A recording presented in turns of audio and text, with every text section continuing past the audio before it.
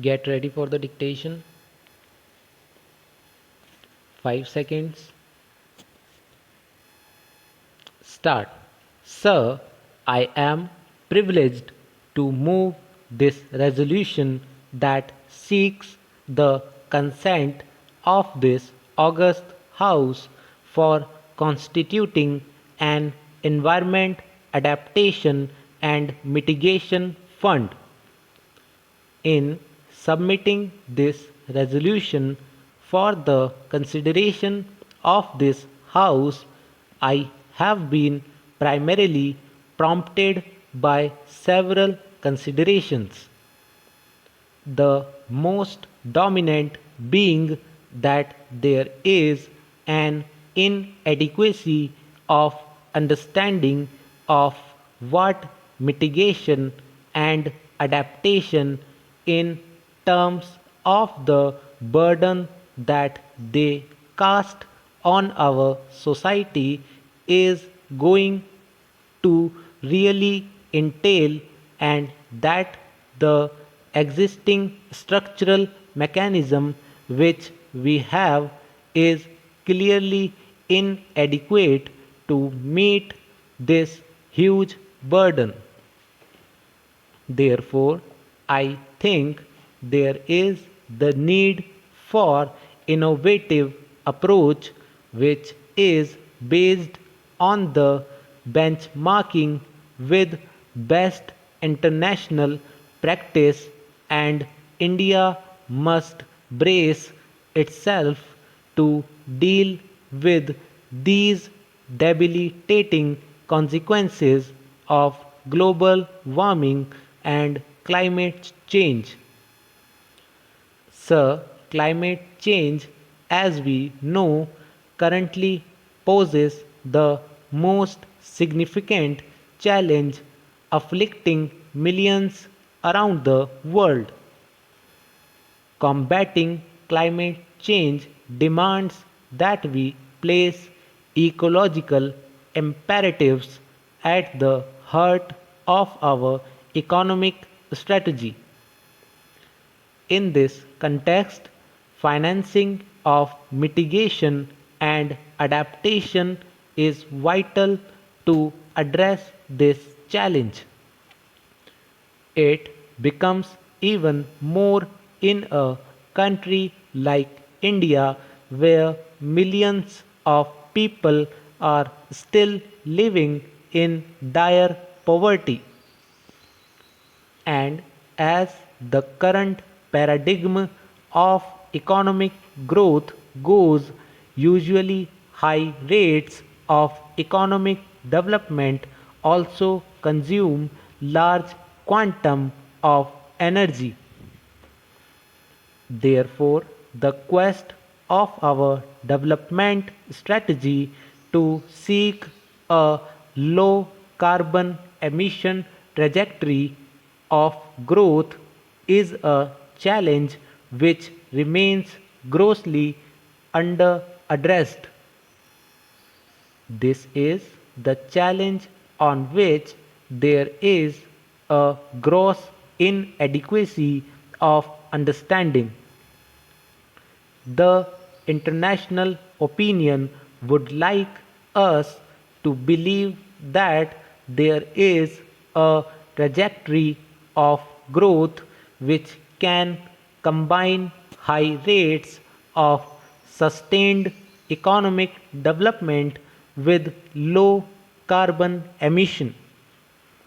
We do not know whether such a trajectory exists, and there is a growing opinion which would persuade us to delude ourselves into believing that we must compromise the carbon emission. The Minister of Environment, who was just here, has already informed us that India has just few days ago consented to be listed in the Copenhagen Accord. That accord has unfortunately not yet been fully debated and its implications are not fully understood.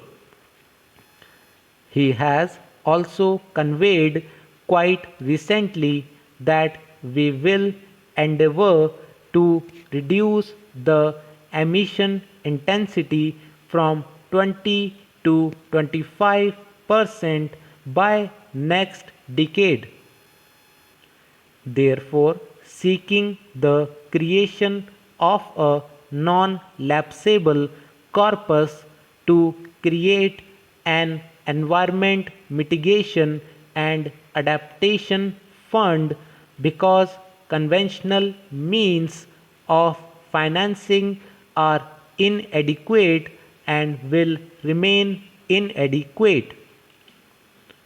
I have been prompted by six main considerations.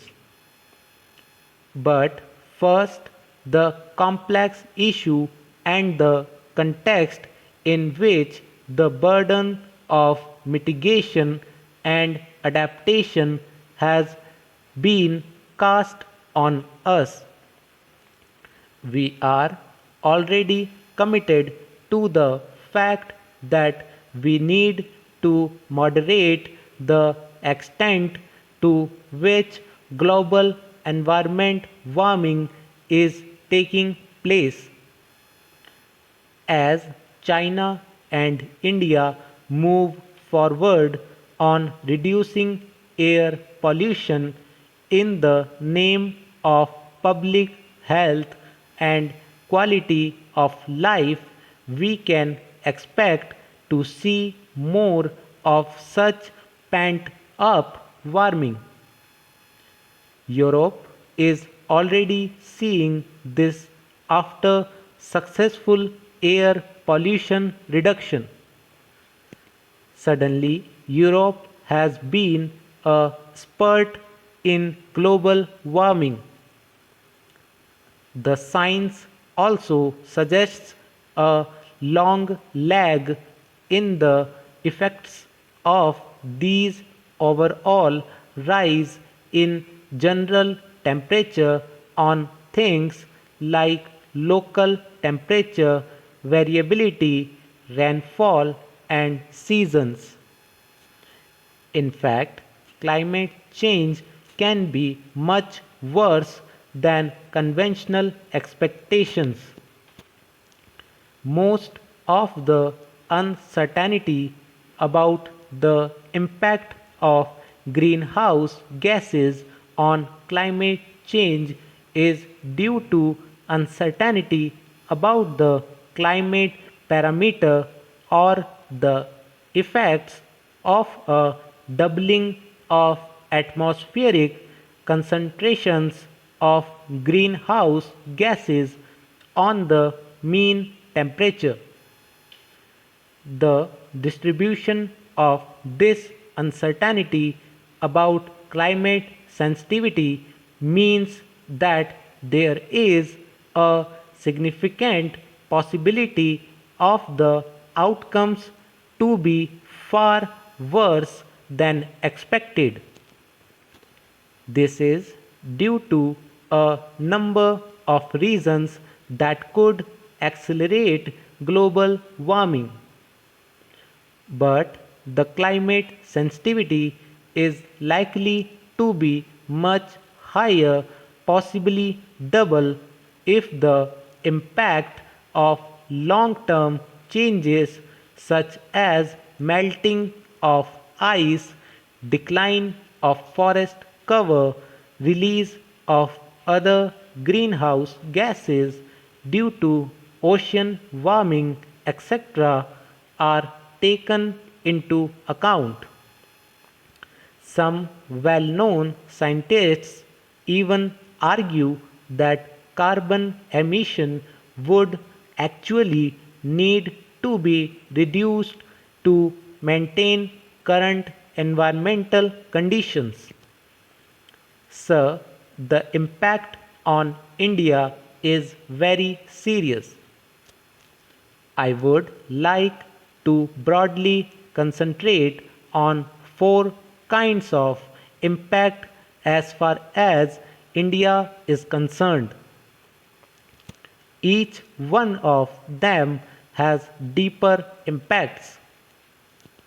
The first and foremost is the impact on water supply, on reduction of water supply, on the massive reallocation due to changes in monsoon patterns.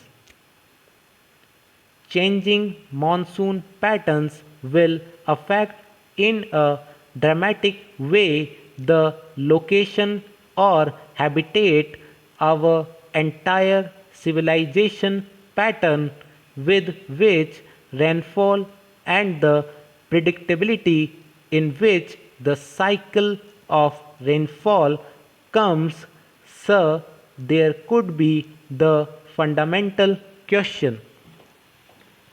Further, the rising sea levels affects coastal areas and even newly built infrastructure are as well becoming drivers of refugees in India.